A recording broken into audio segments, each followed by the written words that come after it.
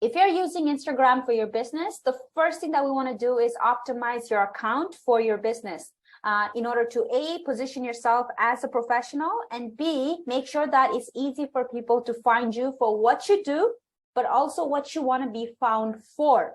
So the first thing on that checklist is your profile picture. And the reason that's on the checklist is because it's the most obvious thing that people notice first, especially when you're engaging with people that you don't know. So for example, if you're leaving a comment behind, the first thing that they're going to notice is your profile picture.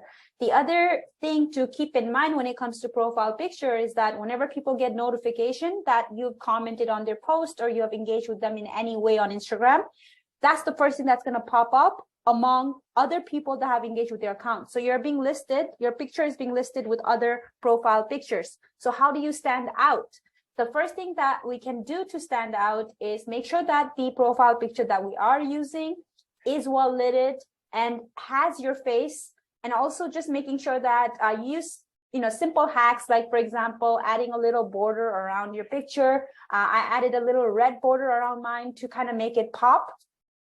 There's also a trend going on right now where everyone's kind of converting their regular picture into a cartoon version of themselves. So that's something that you can try as well if you don't want to go out and take another professional portrait. That's an easy fix, and it will make your profile stand out as well. Now, the next thing on that list is your username.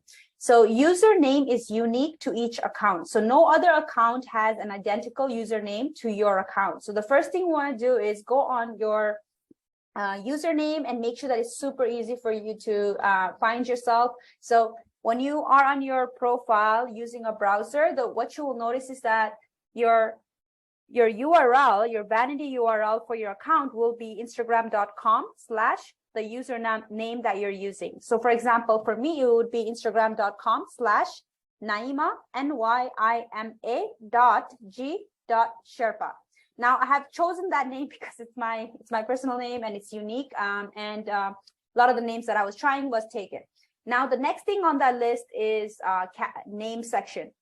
So the username and name are two different things, because username, like I said, is unique to your account. But name, however, even if somebody else has taken your name, you can still use that name under your profile, under the name section. I know it's a little confusing, but just distinguish it by saying username, which is unique to you, and the name, which is on your profile as one of the features that appears when you do edit profile. So one of the hacks that most people use is also adding their name and then their professional industry title or keyword. So for instance, if I'm in life insurance, I might write something along the line of my name, Naima, and then I might write something along the line of life insurance, right? Just to be found for that keyword when somebody searches for that keyword. You'll also notice this this hack being used by wedding photographers by writing their name. They might say Alice, for example, as a photographer, and then they have by the name, they have dash, and then they might have wedding photographer or commercial photographer, whatever it is. So you can also play around with that to make sure that you are being found for what you want to be found for. Now, the next thing we have is category.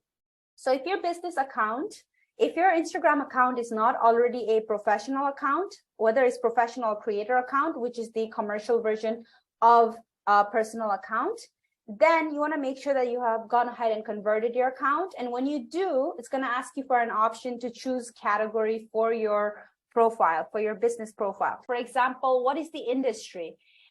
Financial company, so if it's financial, advertising, marketing, science, health, technology, there's a lot of different options. Choose the one that is most related to your business so that you're kind of segmented into that category when people are searching for specific keywords or even titles on the search prompt. So when it comes to your bio on Instagram, this is what you say or what you want people to know about you.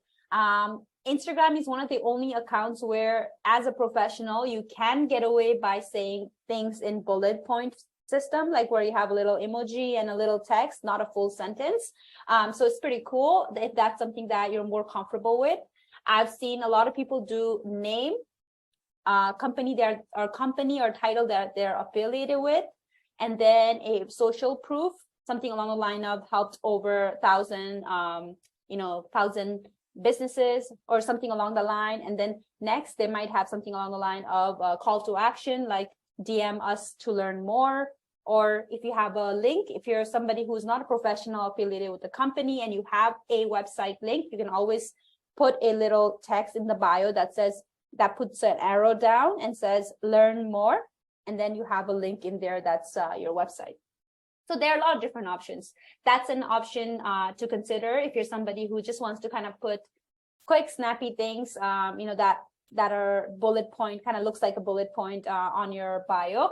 Now, the next thing that if you are brave and you're ready to dive into the unique social positioning using different formulas, I have my favorite formula is actually super simple. It's I help this target audience with this desired outcome using this solution, right? So just fill in the blanks. It can be something along the line of I help young families secure their financial future by investing in real estate, or you can say by with personalized plans, or you can say something straightforward like with life insurance, personalized life insurance products, right? Or with personalized financial advice. So there's a lot of different things that you can play around with depending on what you do.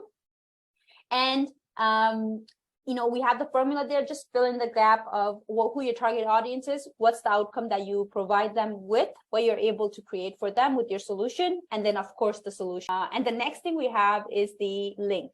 So on Instagram, it's actually really interesting when it comes to call to action.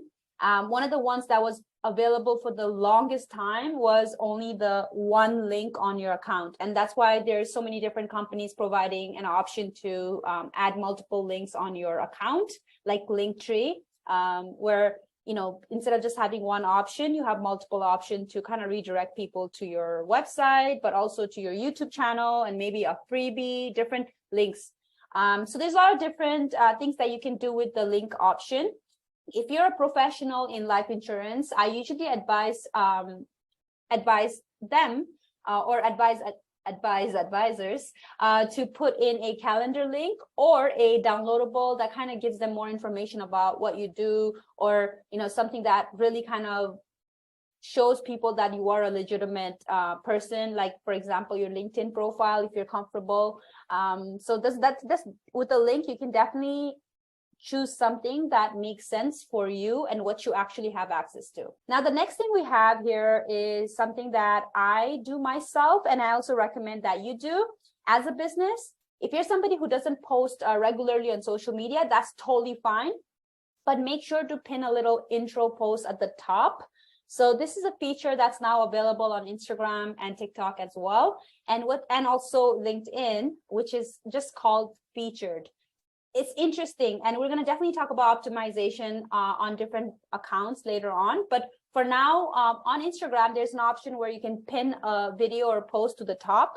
And what I like to do is pin one to the top left corner at the top, because that can be your intro, right? So that can be whenever people land on your profile, that can kind of introduce everyone to you. So you can have who you are, what you do, and how you can help people and what you have done, or little background, whatever it is, you can do that there.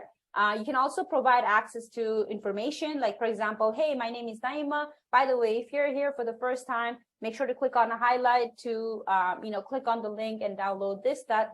You can say a lot of information that's right at the top when somebody lands on your profile. So there's a lot of different things that you can do with this. Personally, I always pin introduction post at the top because this lets people know who you are, especially if you're on hyperdrive and engaging with new accounts all the time. So the way I look at highlights is like folders, right? So that are all the way at the top. You can also look at them. Some people think it looks kind of like a menu bar, like on websites. So you have your about section, your story, your reviews, and more. So this is where you can actually pin stories, compile them together, select ones that you like, and put them in different categories. That way it's always on the account, because the stories on Instagram, they disappear after 24 hours. But people started kind of wanting to have those there permanently. But having highlights allows you to actually categorize them in little folders. So what I would recommend you do is at least have one that's like about your work, like who you are, what you do, like about. You can have one like a proof, like a review, and one can be something fun, personable. And the last thing we have here is the first 12 posts that people see. So as soon as they go on your account, they're seeing a grid, right? So they're seeing all the posts in one place. So you want to make sure that all the 12 posts that show up most recently are all relevant to what you do. Because if you're reaching out to other people, or if you're interacting with other people on Instagram, when they come back to your profile, they need to be able to kind of put 2 and 2 together and kind of figure out, okay, you are a life insurance advisors, right? If you have 5 different things, like you're partying in, I don't know, Bali, then you're traveling to this and that, and it's like all over the place, that can actually create mistrust. So if you're somebody who is trying to position yourself as a specific professional, make sure to keep it consistent with the story that you tell through your content on that grid. So that's why I say your first 12, the most recent 12 posts that you have there, make sure that those are all relevant to what you do, to basically position yourself as a professional. And that brings us to the end of the video. If you want to download this checklist, just go in the description and you'll see a link there. Aside from that, if you have any questions, send them over and I'm happy to answer them for you. Have a wonderful day, and I'll see you in the next video next week.